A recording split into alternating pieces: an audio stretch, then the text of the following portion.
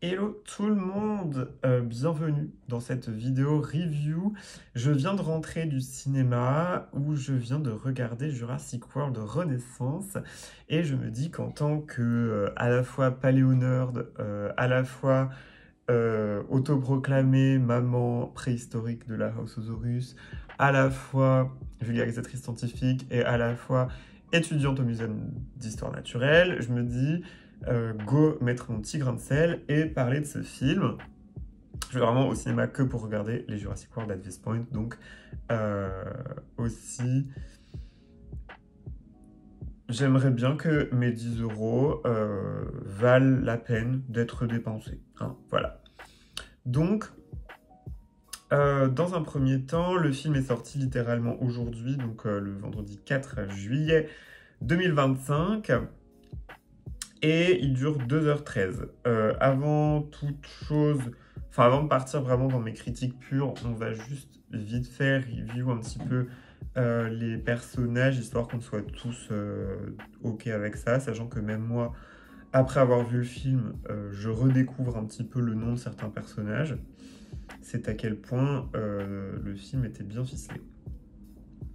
Donc dans un premier temps, on a le personnage antagoniste du film, antagoniste sorta kinda, qui est donc Martin Krebs, incarné par Rupert Friend.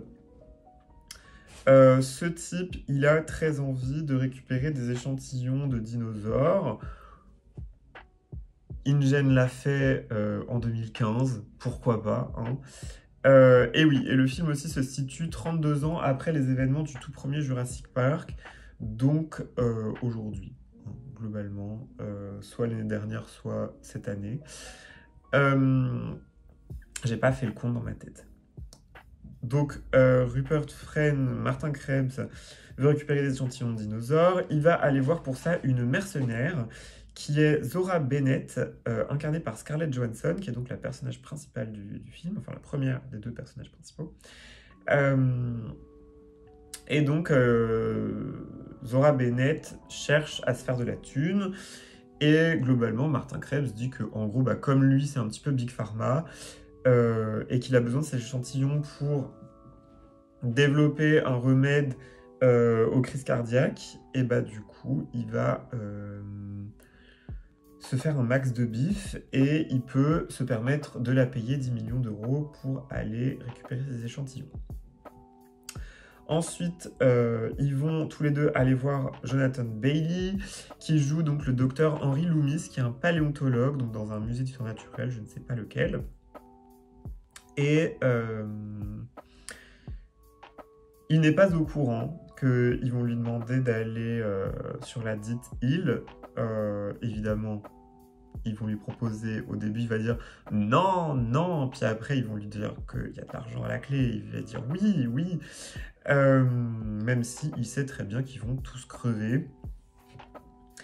J'aime beaucoup ce personnage de Jonathan Bailey parce que, enfin du docteur Henry Loomis, pardon, parce que c'est un paléontologue nerdy, autiste, qui aime énormément les dinosaures et qui regrette que le monde ne leur prête pas plus attention que ça. Et franchement, same. J'espère qu'un jour, mon mari, si un jour j'en ai un, à la fois ressemble à ça, de préférence ne soit pas homosexuel comme Jonathan Bailey, ça ne m'arrange pas, et soit autant passionné par les dinosaures. Pour aller sur l'île, nos trois petits compères, ils vont aller voir un capitaine qui est un pote donc, de Zora Bennett, qui est Duncan Kincaid, qui est joué par Mahershala Ali. J'espère que je prononce bien les prénoms des gens. Et donc au début, le capitaine dit non, non, et en fait, si, si, après avoir augmenté la prime, comme quoi l'argent est le moteur de beaucoup de choses dans le monde. Ce capitaine, donc, il a un character development particulier, puisqu'on se rend compte que globalement, il a perdu son enfant il y a quelque temps. Ça a causé son divorce avec sa femme, de ce que j'ai compris. Et juste bah, dans le film, il va essayer de se sacrifier pour sauver un gosse et voilà. Je sais plus si je l'ai fait, mais oui, trigger warning. Genre, spoiler. J'imagine que si tu regardes une review du film, c'est pas pour ne pas être spoilé, donc voilà. Ensuite, donc, ce capitaine, il a tout son petit crew. Donc, il s'agit de Atwater, joué par Ed Skrein. Nina, qui est jouée par Philippine Velge. Nina. I feel like it's the three of us. Nina. I'm not gonna lie. Nina. I think it's Nina. Et Leclerc, qui est joué par Béchir Sylvain.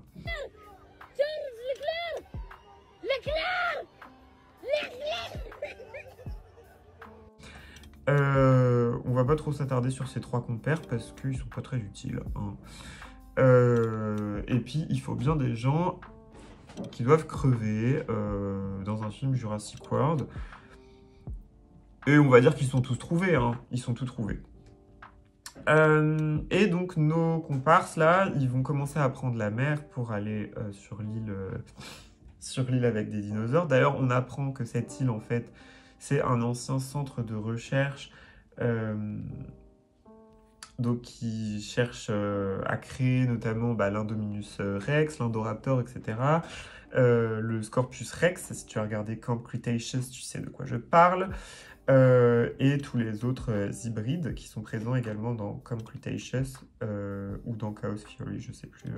Soit dans la fin de Camp Cretaceous, soit dans le début de Chaos Theory. Et donc, globalement, c'est là où j'ai commencé à comprendre que ce film ne serait pas à propos de dinosaures, mais à propos de mutants, c'est-à-dire tout ce que je déteste avec les Jurassic World. Parce que finalement, les dinosaures, c'est dépassé, donc il faut qu'on fasse tout notre budget dans le seul paléomédia sur les dinosaures, enfin paléomédia, dans le seul film blockbuster sur les dinosaures, il faut qu'on commence à dégager les dinosaures, somehow, puisque évidemment personne ne va voir Jurassic World pour les dinosaures. Ça me dégoûte. Et donc ils vont sur l'île, et quand ils sont sur le bateau, ils rencontrent un signal de détresse, enfin ils reçoivent un signal de détresse par une petite famille qui s'est fait attaquer par le mosasaure et par des spinosaures. Somehow les spinosaures sont dans l'eau à 75 mètres de la côte, mais c'est pas grave. Il s'agit donc de la petite famille composée de Ruben Delgado, donc interprété par Manuel Garcia Rulfo, de ses deux filles, donc la plus petite Isabella Delgado, interprétée par Audrina Miranda. Et d'ailleurs, il faut que je le dise, mais cette petite fille fait extrêmement bien son taf. Ses cris étaient très réalistes, j'ai trouvé. Et son comportement était un petit peu stupide, certes, mais pour une gosse, franchement, ça passait. Et j'ai pas été dégoûtée d'un personnage enfant, pour une fois.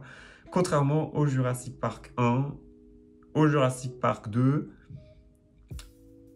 Non, Jurassic Park 3, l'enfant, ça allait, parce qu'il était débrouillard. Mais Jurassic World aussi, les gosses sont toujours insupportables. Enfin bref, là, pour une fois, la gosse était correcte. Et elle jouait plutôt bien. Et du coup, elle avait sa grande sœur, donc Teresa Delgado, qui est interprétée par Luna Blaze. Et sur le bateau, il y a également le boyfriend de Teresa qui s'appelle Xavier Dobbs, et qui est interprété par David Iacono. Globalement, signal de détresse, ils vont aller les récupérer dans la mer, sauf qu'au lieu d'aller les déposer directement sur la côte et après de revenir plus tard finalement sur l'île, ils vont dire ok, on les emmène avec nous parce qu'on n'a pas le time. Sauf que évidemment ça ne se passe pas comme prévu, ils cherchent à capturer à récupérer un échantillon du mosasaure. Vous vous doutez bien que le mosasaure il se laisse pas faire, du coup tout le monde se retrouve à la mer, le bateau explose contre la rive. Personne ne meurt, je crois, à ce moment-là, à part Atwater, mais de toute façon, on avait un peu rien à foutre de lui. Sa personnalité n'était pas au rendez-vous et il apportait rien à l'histoire, donc voilà. Arrivé sur la plage, globalement les deux groupes se séparent. Donc tu as la petite famille qui continue de nager, donc dans une espèce de ruisseau, qui ensuite va se sécher. Ils vont remonter un petit peu à pied, ils vont croiser un T-Rex qu'on ne reverra plus jamais dans le reste du film, donc il y avait vraiment juste le moment T-Rex. qui arrive globalement tôt en plus dans le film, c'est ça le pire. D'habitude, ils essaient de le garder un petit peu pour la fin, mais bon. Quand tu te fais dépasser par Jurassic World en termes de suspense vis-à-vis du T-Rex, c'est que franchement, voilà.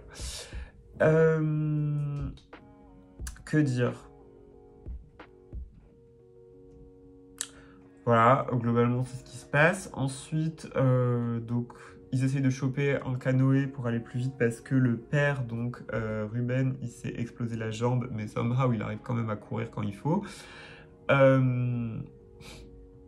Ensuite, ils retrouvent l'autre groupe. Et si on revient, donc quand ils se sont échoués, l'autre groupe, d'abord, il y a Nina qui meurt sur la plage parce que cette conne, elle a pas vu que les spinosaures avaient des jambes et que donc essayer de pousser un truc plus lourd qu'elle sur la plage et tourner le dos à l'endroit d'où les prédateurs arrivent et se stopper n'est pas une bonne idée. En plus, elle meurt off-screen, donc c'est même pas très intéressant. Il y a beaucoup de morts off-screen dans ce film, je trouve ça un petit peu d'ex. Ceci dit, j'ai bien aimé par contre la mort de Atwater, dans le sens où elle faisait une référence au tout premier mort de Jurassic Park 1, celui qui meurt là, emporté par un raptor entre deux barreaux de la cage, et qui se tient comme ça et qui se fait emporter, et tué off-screen. Bah lui, sa mort, c'est exactement ça, mais dans un bateau. Du coup, j'ai bien aimé. J'aime bien quand il y a du fanservice sur les premiers Jurassic Park. Ensuite, bah, ils remontent le cours. Ils essayent de récupérer donc, un échantillon des deux autres gros spécimens qu'ils devaient récupérer, parce qu'ils ont eu le mosasaure. Ensuite, ils récupèrent sur un titanosaure qui a une queue étrangement longue. D'habitude, je m'en plains pas, mais là, c'était quand même très étrange. Ensuite, ils essaient de récupérer un échantillon d'un œuf spécifiquement de Quetzalcoatlus. Quetzalcoatlus qui avait, il me semble, quand même un bec un petit peu particulier par rapport à ce qu'il est censé ressembler. Également, donc ils essaient de récupérer sur un œuf. Donc en gros, ils montent tout en haut, puis après ils redescendent en escalade pour aller sur une plateforme où il y a ses œufs et tout. Et chose que je ne comprends pas, c'est que le ptérosaure, il se fait distraire, il sort, parce qu'évidemment il les voit en train de choper un œuf, donc il arrive et il n'est pas content. Il va sortir du nid en les laissant là avec ses œufs, remonter pour essayer de bouffer, d'ailleurs il bouffe le clair à ce moment-là. Donc ça y est, les trois chairs à viande finies. Et en vrai, c'est à partir de là d'ailleurs que j'ai commencé à me demander qui était le prochain à mourir, parce que justement, j'en voyais aucun qui était vraiment tuable pour le moment, à part donc Duncan et Xavier. Et bah, j'avais pas envie que les deux meurent, du coup, voilà. Que dire? Oui, du coup, le ptérosaure laisse son nid avec ce qu'il considère comme des prédateurs, parce que sinon il serait pas venu là dans un premier temps.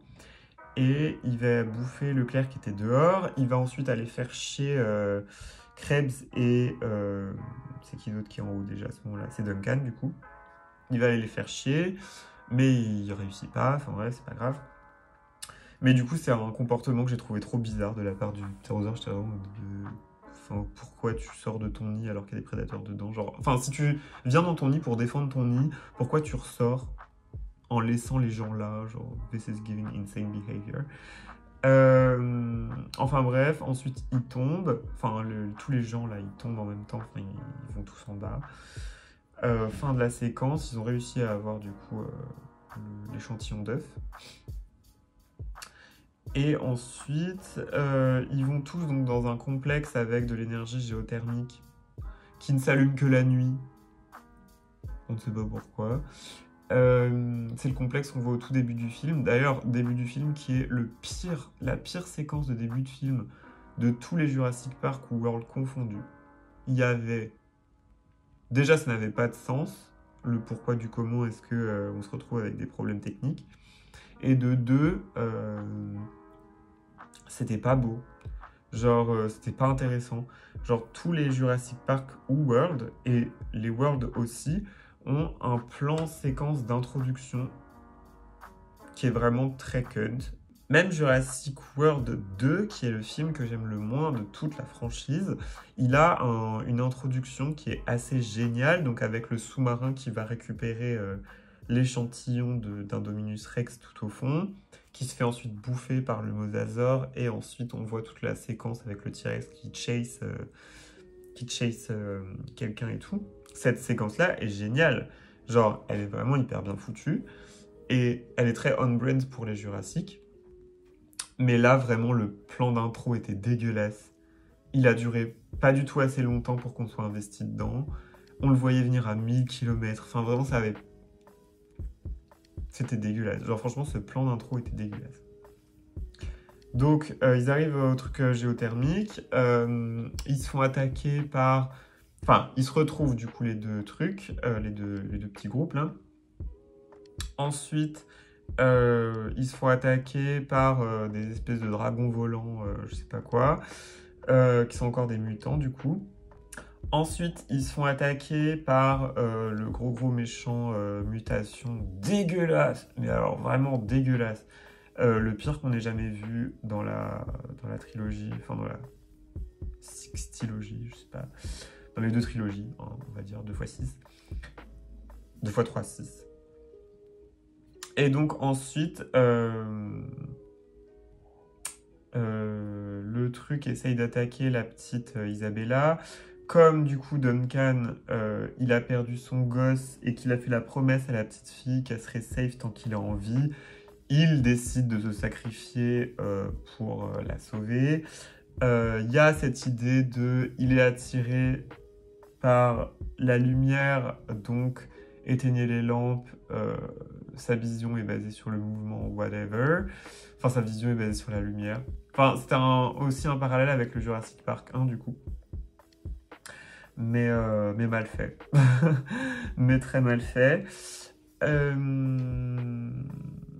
Au final, il survit, on ne sait pas trop comment. Et ils repartent tous très heureux. Et entre-temps, évidemment, le méchant, là, Martin Krebs, of course, il se fait bouffer par le gros méchant, parce que sinon, c'est pas drôle. Mais I must say que c'est une des morts de gros méchants, enfin d'antagonistes, les plus graphiques, I guess, depuis un moment. Parce que du coup, dans Dominion, le mec il se fait bouffer par les dilophosaures off-screen. Dans Fallen Kingdom, je crois que c'est la pire mort d'antagoniste parce qu'elle est juste boring et c'est juste le T-Rex qui va le bouffer d'une traite, voilà. Alors qu'il méritait tellement pire. C'était vraiment le méchant le plus sadique de tous et il aurait vraiment mérité bien pire. Dans Jurassic World, l'antagoniste c'est qui ? C'est le mec qui veut train les raptors. Il meurt bouffé par Blue, mais c'est pas... Honnêtement, he had it coming, déjà de 1, et de 2, je trouvais pas ça particulièrement sadique, genre juste c'était violent parce qu'il se fait bouffer par un dinosaure, mais pas de tête. En plus, il avait cherché la merde juste avant, donc it was deserved. Dans le 3... Est-ce que dans le 3, il y a une mort de... Attends, est-ce que dans le Jurassic Park 3, il y a même un méchant? Genre, c'est qui le méchant dans le 3? Il n'y en a pas, en fait. Il n'y a pas de méchant, en fait, dans le 3, donc il n'y a aucune mort d'antagoniste. Dans Jurassic Park 2, idem, il me semble qu'il y a un méchant qui meurt dans le 2. Non, il meurt pas. Si, il y a le semi-méchant, là, enfin le bras droit, je sais plus comment il s'appelle, qui meurt bouffé par les compies. Je regarde en même temps sur mon ordi, c'est pour ça. Stark, voilà. Dieter Stark qui meurt bouffé par les compies, mais même le gros méchant, enfin le gros antagoniste du film, donc Roland Tembo, il meurt pas à la fin. Donc voilà. Et dans Jurassic Park 1,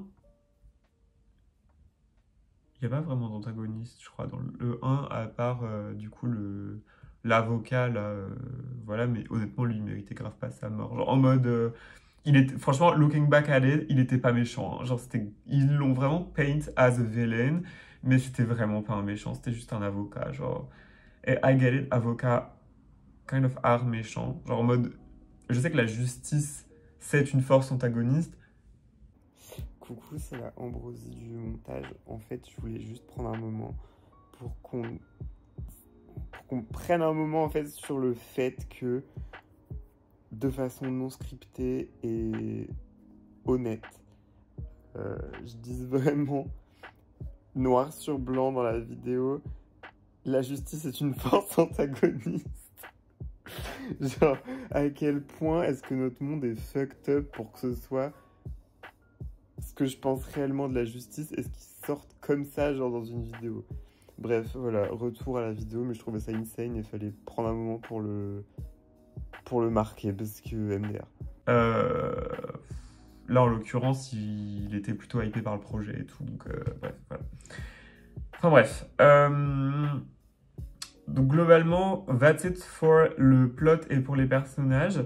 Maintenant, si on commence à critiquer. Alors déjà, j'ai été grave saoulée par le tout début du film. Donc quand Scarlett Johansson va à la rencontre de Jonathan Bailey pour lui dire oui, viens avec nous. Hein. Jonathan Bailey, il dit immédiatement les 3 échantillons qui doivent être récupérés parce qu'il a été engagé comme consultant par le Krebs là. Il a dit les 3 échantillons récupérés.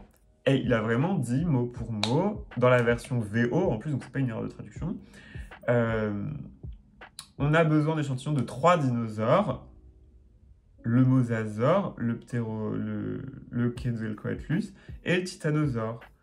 Bitch, d'où est-ce que le mosasaure et le ptérosaure, c'est des dinosaures? J'ai gag, et après, plus tard dans le film, il dit que ça a été un post-doc d'Alan Grant, genre le paléontologue du premier film. Genre Jurassic Park. Et j'étais vraiment en mode, mais attends, c'est insane. Genre, comment ça? Enfin, en fait, ça m'a saoulé parce que ça me rappelle juste tous les clichés sur les dinosaures et je me dis, putain, mais il n'y a aucun paléontologue qui a été engagé comme consultant dans ce film, en fait. Parce qu'il y a plein de trucs vis-à-vis des dinosaures qui sont ratés. Et là, je parle même pas encore des mutations, des trucs comme ça. Donc... J'ai dit tout à l'heure, mais le Quetzal qui attaque des gens, qui sort de son nid, là, insane behavior. Le fait qu'il y ait... Alors, je sais pas si du coup si c'est une mutation ou si c'est genre un psittacosaure. Est-ce que c'était un psittacosaure? On va dire que oui. On va dire que oui. Comment ils l'ont représenté dans Jurassic World Evolution, le psittacosaure?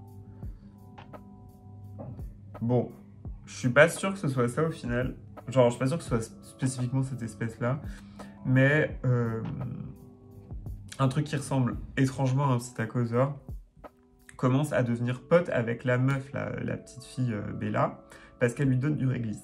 Et no shade, mais il faut arrêter le trope des animaux sauvages qui vont vers les humains et qui deviennent potes avec.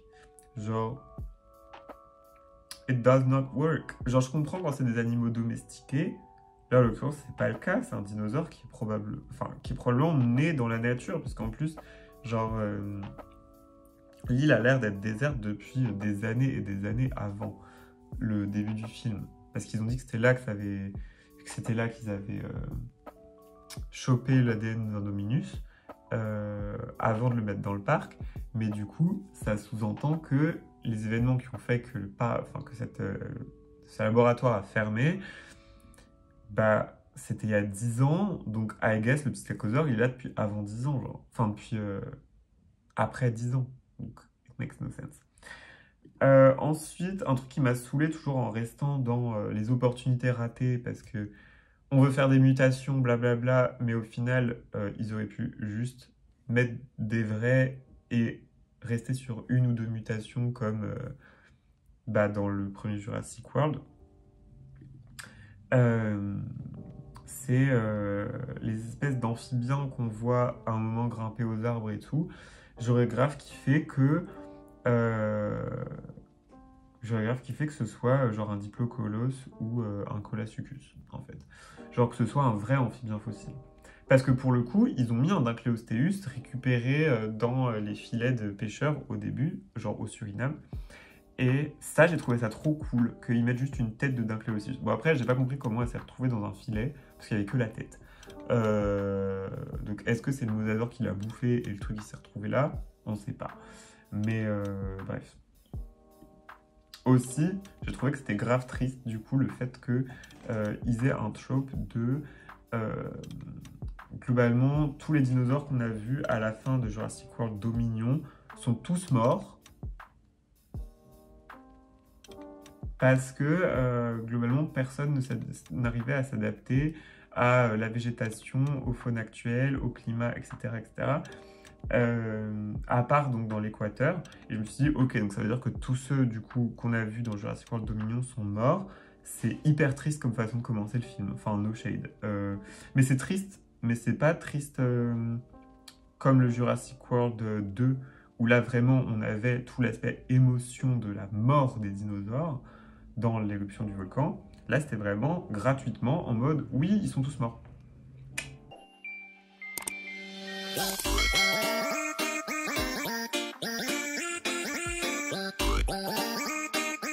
Salut. Bref, j'ai trouvé ça dommage. Aussi, j'ai trouvé ça vraiment dommage que, toujours dans ce trope du coup de faire des mutations à la place de vrais animaux, j'ai trouvé trop dommage qu'ils fassent une espèce de dragon DIY où on arrive au stade, en fait, on sait même plus quels dinosaures ont servi à faire une mutation, en fait. Parce que là, moi, je voyais juste, globalement, un crocodile avec des ailes de chauve-souris. Voilà. Alors qu'on a un vrai dinosaure qui avait des ailes comme ça, qui s'appelle donc Ambopteryx longibrachium, donc un théropode de quand d'ailleurs? De à 160 millions d'années, en Chine, qui a donc des ailes un peu style dragon comme ça. Donc peut-être qu'il est basé là-dessus, mais qu'il est genre sous stéroïdes. Mais ça aurait valu le coup de le dire dans le film, que genre ouais, il est basé sur ça. On lui a rajouté de ça, mais globalement, il y a quand même une base de dinosaures. Là, en fait, on perd la base de dinosaures et c'est ça qui m'a saoulé. C'est moi. En fait, pour clarifier un peu ma pensée, ce qui me saoule, c'est que Jurassic Park et Jurassic World, c'est une des rares portes d'entrée, en fait, à la paléontologie pour le grand public. Et du coup, le fait qu'ils perdent complètement cet aspect paléontologique, en fait, et qu'ils rendent les dinosaures presque pas scientifiques au final, puisque c'est juste des mutations maintenant, bah en fait, cette porte d'entrée, je me rends compte qu'elle est fermée, en fait, dans ce film-là.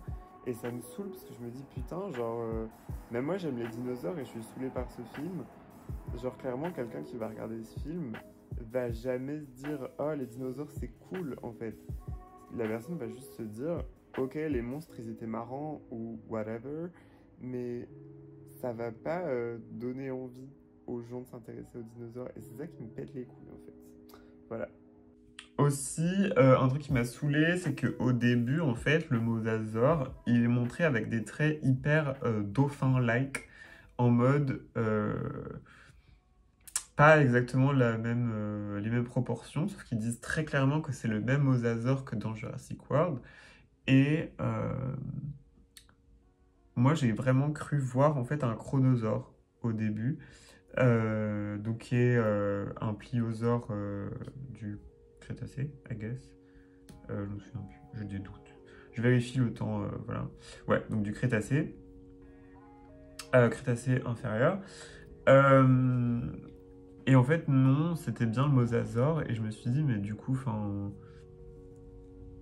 Genre, pourquoi est-ce qu'il avait pas la même gueule? Ça m'a un peu saoulé, j'avoue. Pour rester sur le mosasaure, du coup, il est accompagné dans le film à chaque fois de spinosaures parce que, soi-disant, ils aident le mosasaure à chasser et ce serait un mutualisme entre les deux. Alors honnêtement, je ne vois pas ce que les spinosaures apportent au mosasaure. C'est pas explicité dans le film, ça m'a l'air très étrange. Donc ils appellent ça du mutualisme. C'est pas vraiment le terme. Quand une espèce apporte quelque chose à l'autre, mais que l'autre espèce n'apporte rien en retour, ni de positif ni de négatif, ça s'appelle du commensualisme. Et donc du coup pas du mutualisme. Déjà, thank God, ils n'ont pas utilisé le terme de symbiose entre les deux, puisque ça aurait été complètement bullshit pour le coup. Là, mutualisme, bon, il y a des questions en suspens, mais c'est pas non plus... Enfin, bref. Si le mosasaure ne cherche pas activement à buter les spinosaures, alors que ça représente quand même pas mal de chair, enfin pas mal de nourriture, j'imagine que c'est parce qu'il lui apporte quelque chose, mais quoi? Aucune idée. Toujours sur les spinosaures, quand ils se retrouvent sur la plage, quand ils ont chopé la go, ils les ont juste abandonnés en fait après. Et ça c'est vraiment quelque chose que... Enfin... qui m'a un peu saoulé dans le film, c'est que genre, souvent, ils essayent de faire un kill, les dinosaures, et une fois qu'ils ont eu leur kill, mais en fait, ils s'arrêtent, même quand ils sont plusieurs, genre, même quand ils sont plusieurs, ils cherchent à tuer qu'une seule personne, et après, genre, tous magiquement n'ont plus faim, ou tous magiquement se sentent moins menacés dans leur territoire, et c'est un autre truc qui m'a saoulé, parce que c'est genre, c'est juste du bullshit comme comportement, quoi. Qu'est-ce que je peux dire de plus? Oui, aussi, bah après, en termes juste de développement du film, c'était pas terrible.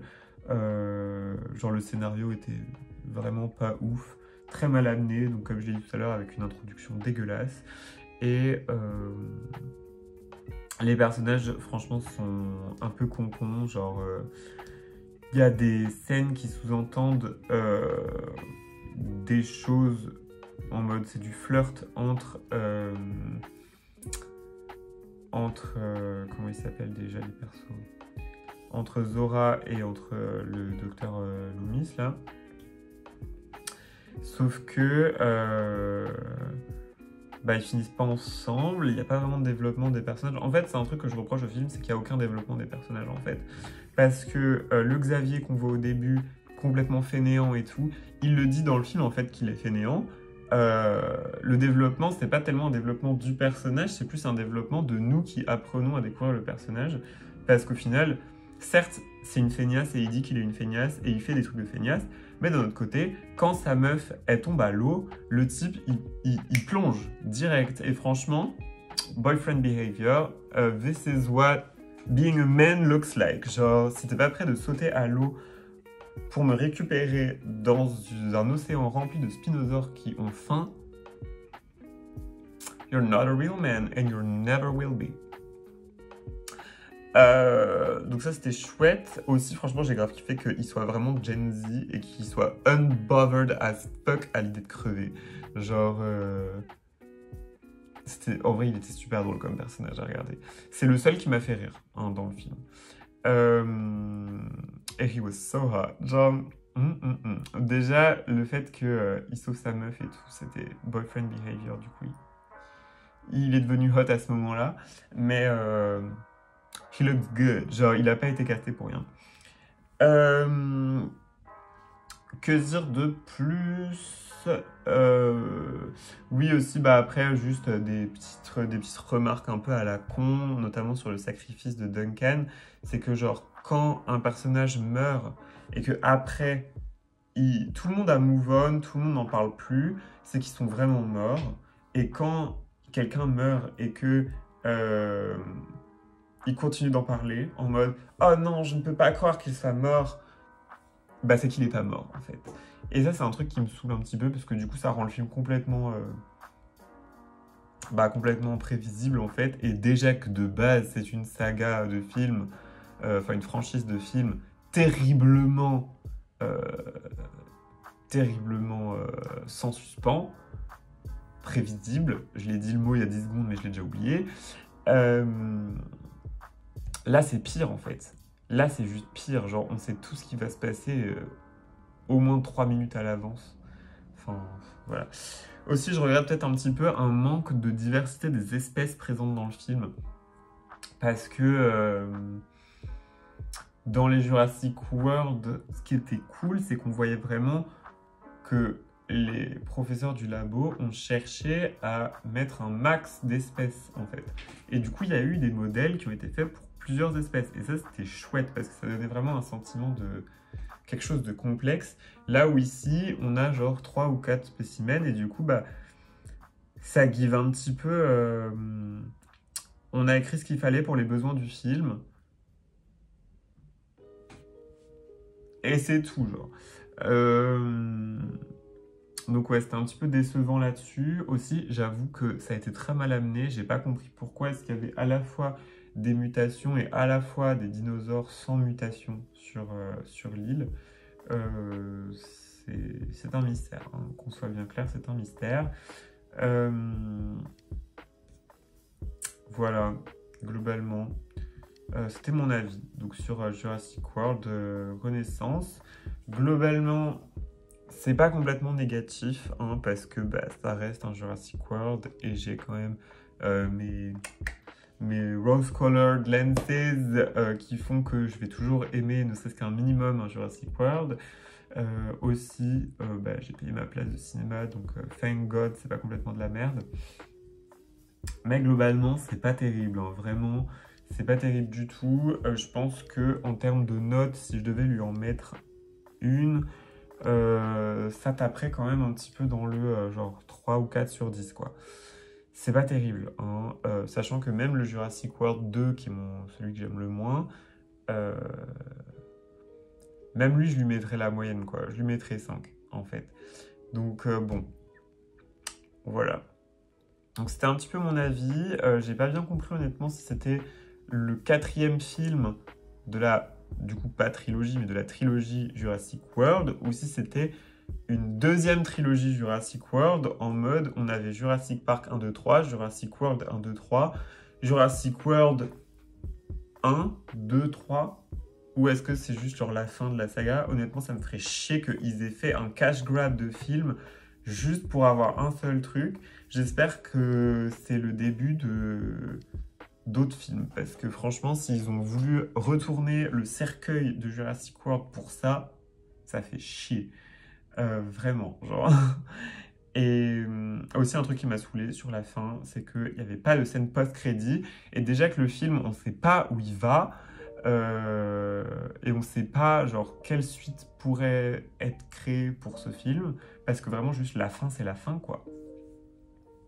Et en fait, il n'y avait pas de scène post-crédit, ça m'a saoulé. J'étais en mode putain, je reste jusqu'à la fin pour avoir une scène post-crédit. Et on nous donne même pas ça. Du coup, c'est vraiment des chiens. Voilà. Sur ce, bah voilà cette review extrêmement positive d'un film vraiment qu'on pourrait appeler un chef-d'œuvre du 21e siècle, hein, finalement. J'espère vraiment qu'ils vont ajuster le tir sur le prochain film en termes des mutations, en termes de voilà tout ça, parce que juste en fait c'est très très très chiant. Nous on veut voir du dinosaure en fait, enfin c'est le concept. Donc pourquoi est-ce qu'il n'y a pas de dinosaure en fait? Enfin pourquoi est-ce que c'est juste des espèces d'amas de chair en mode les gens qui remontent trop vite dans un sous-marin là, ou dans Made in Abyss, ça va pas du tout en fait. Enfin, voilà, bref. Sur ce, bah, je vous conseille quand même de le voir, mais TBH plutôt en streaming, parce que là, honnêtement, ça vaut pas le coup de payer une place de cinéma pour ça, à part si vous êtes un très très grand fan de la saga. Which you probably are si tu regardes cette vidéo jusqu'au bout, hein, parce que pour survivre à 40 minutes de quelqu'un qui se plaint de Jurassic World, faut quand même bien aimer ça. Voilà, bah écoute, on se dit à bientôt pour une prochaine vidéo. J'espère que tu as aimé cette review, qu'elle t'a apporté quelque chose. moi, ça m'a fait plaisir de rant pendant 40 minutes. Et suis-moi sur Instagram si tu ne le fais pas déjà. Suis-moi sur YouTube parce que je poste du vrai contenu de temps en temps. Et voilà, on se retrouve à très bientôt pour une prochaine vidéo. Mouah. Ride the pig, ride the pig, ride the pig, ride the pig, ride the pig, ride the pig, ride the pig, ride the pig.